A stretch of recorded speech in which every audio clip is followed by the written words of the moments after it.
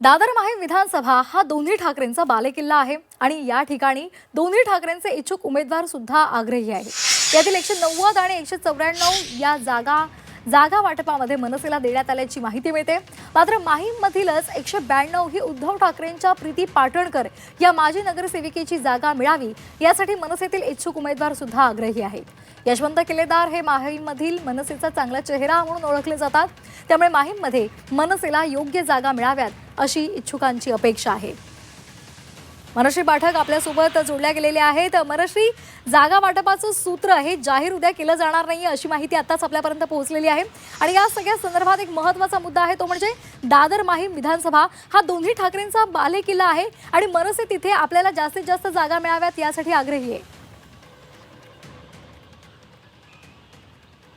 खरं तर ज्या पद्धतीने आपले प्रतिनिधी कृष्णत पाटील यांनी सांगितलं की उद्या कोणत्याही परिस्थितीमध्ये युतीच्या घोषणेची अंमलबजावणी होऊ शकते, ती घोषणा केली जाऊ शकते आणि तसं जर करायचं असेल तर आज सगळ्या नाराजांना भेटून त्यांची नाराजी दूर करणं हे दोन्ही पक्षांचं आता काम असणार आहे आणि त्यामुळे शिवतीर्थावर आपल्याला नाराजांच्या फेऱ्या वाढताना बघायला मिळत आहेत। नाराजी केवळ जागा न मिळाल्यामुळे नाही आहे तर योग्य जागा न मिळाल्यामुळे सुद्धा आहे। त्याचं एक उदाहरण आपण दादर माहीममध्ये बघू शकतो की 190 आणि 194 या जागा आहेत या खरं तर मनसेला देण्यात आल्याची माहिती मिळते। जागा वाटपात या जागा मनसेला सोडण्यात आलेल्या आहेत। जर आपण बघितलं की 190 हा जो प्रभाग आहे माहीम मधला, या ठिकाणी शीतल गंभीर या भाजपच्या माजी नगरसेविका आहेत, तर 194 मध्ये समाधान सरवणकर हे शिंदेचे माजी नगरसेवक निवडून आलेले आहेत। त्याच्यामुळे 190 आणि 194 या जागा मनसेला देण्यामध्ये उद्धव ठाकरेंच्या पक्षाला कोणतीही हरकत नव्हती। मात्र मनसेला 192 ही जागा सुद्धा माहीम मधली हवी आहे। 192 या जागेवरती प्रीती पाटणकर या उद्धव ठाकरेंच्या माजी नगरसेविका 2017 मध्ये निवडून आलेल्या होत्या। ज्या पद्धतीने सीटिंग नगरसेविका आहेत असा आग्रह उद्धव ठाकरेंच्या पक्षाकडून सुद्धा धरला जातोय। अर्थातच उद्धव ठाकरेंच्या पक्षात सुद्धा अनेक इच्छुक त्या ठिकाणी आहेतच।